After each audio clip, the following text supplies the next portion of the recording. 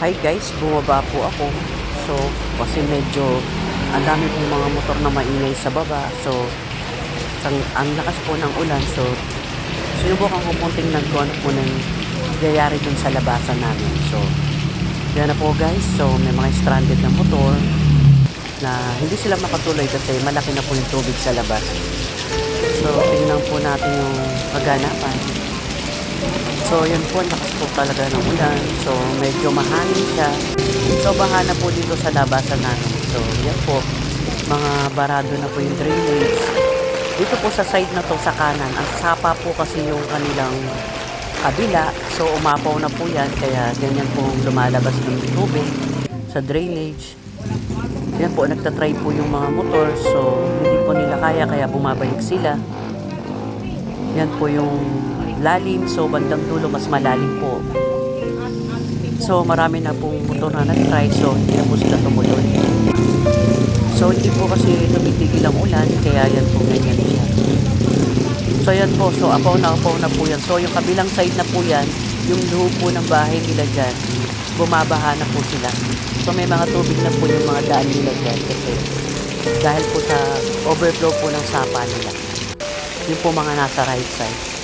So yan po, may magta-try po na van, so hindi nagtatumuloy kasi medyo malalim na po sa dulo. So yan po yun. So yan po guys, so mag-ingat po tayo kasi masyado po marami po mga malalim na lugar. So yun po katulad yan na nasa side namin, kailangan po nila yan linisin pagkatapos nila pong tumigil po yung ulan at saka yung bagyo na yan. Maglilinis na po sila kasi meron po talagang tubig na umaapaw sa kanila dyan. So, yan po guys, yan lang po. So, mag-ingat po tayo.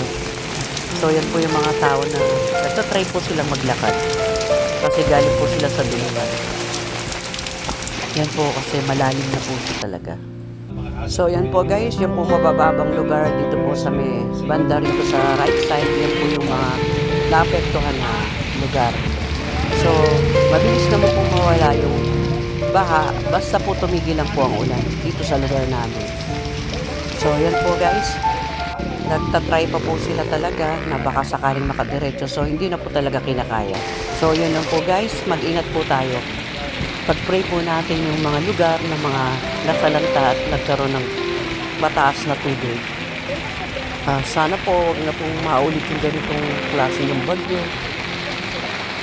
Pag-pray po natin ang mga nasalanta, lalo na po yung mga sa Bicol at sa buong Luzon na rin po.